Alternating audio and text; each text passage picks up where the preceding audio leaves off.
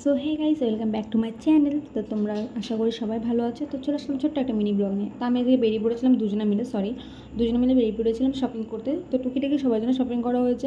আর আমরা যাচ্ছিলাম কোথায় কোথায় কোথায় বলবো? আমরা যাচ্ছি নাকি পরে বলছি? আচ্ছা, পরে বলছি। তো আমরা স্টেশনের উদ্দেশ্যে বেরিয়ে পড়েছিলাম, কারণ যেহেতু আমরা ট্রেনে করে যাব। তো আমাদের প্রচণ্ড খিদে পেয়েছিলো, তাই আমরা স্টেশনের হোটেল থেকে খাবার খেয়ে নিলাম।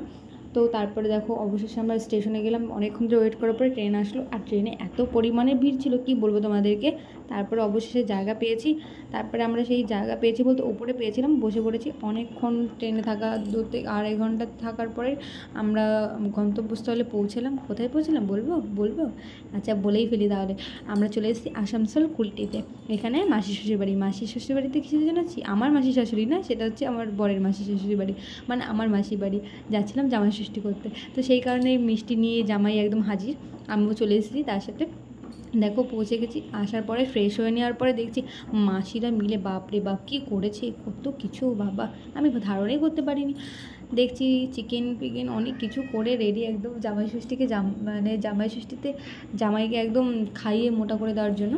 তারপরে আমি দেখে নিলাম, এত কিছু দেখে মাথা আমার ঘোরাচ্ছিল যে না বাবারে, এত কিছু খেতে পারবো এত দূর থেকে জার্নি করে এসে। তারপরে দেখছি যে না, কিছু করেছে যখন খেতে তো হবে।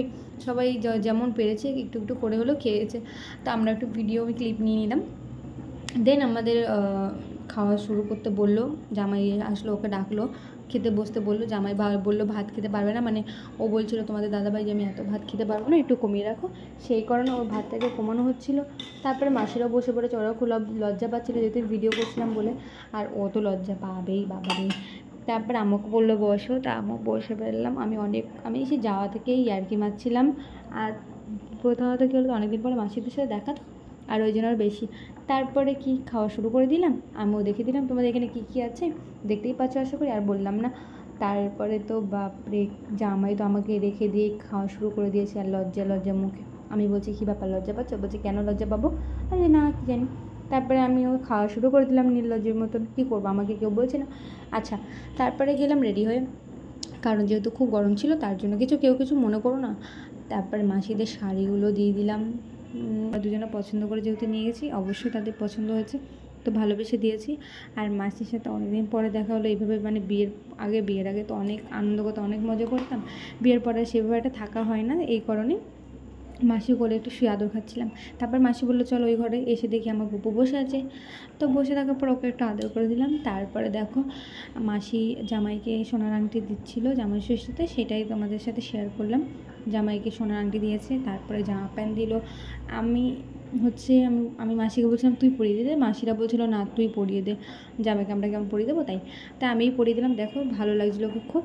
আর এই যে বললাম যে জামা প্যান্টও দিয়েছিলো, সেটাও তোমাদের সাথে শেয়ার করলাম। তারপরে দিয়ে দিয়েছিলো আমাকেও তো দেবে, আমিও তো মেয়ে না, আমার জন্যই তো বরটা এসছে, তো আমাকেও দিয়ে দিয়েছে, আমিও নিলাম। আর একটু ওরা খুব হাসছিল, কারণ আমি যেহেতু প্রণাম করেছিলাম তাই। আর দেখো, ভালোবেসে গিফট করেছে একটা জামা ষষ্ঠীতে, নমস্কার করবো না। আর আমি আমার শাড়িটাকে তোমাদের সাথে শেয়ার করলাম, কেমন লাগছে আমার শাড়িটা তো আমার খুব পছন্দ হয়েছে। তারপরে বিকেলে রেডি হয়ে দেখো বেরিয়ে পড়েছি, কারণ আমরা সবাই মিলে একটু ঘুরু করতে যাবো আর পার্লারে যাব। তো এতটাই আমাদের হাঁটিয়েছে, মাসি বলছে চল সামনে পার্লার আছে। আমরা টোটো অটো করে যেতে পারতাম, বাট কী বলো তো, আমরা একটু চাইছিলাম হেঁটেই যাই, কারণ এত জার্নি করে এসে তো ভালো লাগছিল না। তারপরে আর সব পার্লারগুলোও বন্ধ ছিল, এই কারণে বাড়ি চলে আসলাম। তো চলো, ভিডিওটা এখানে শেষ করছি। সবাই ভালো থেকো, টাটা। সবাই লাইক কমেন্ট শেয়ার করে দিও।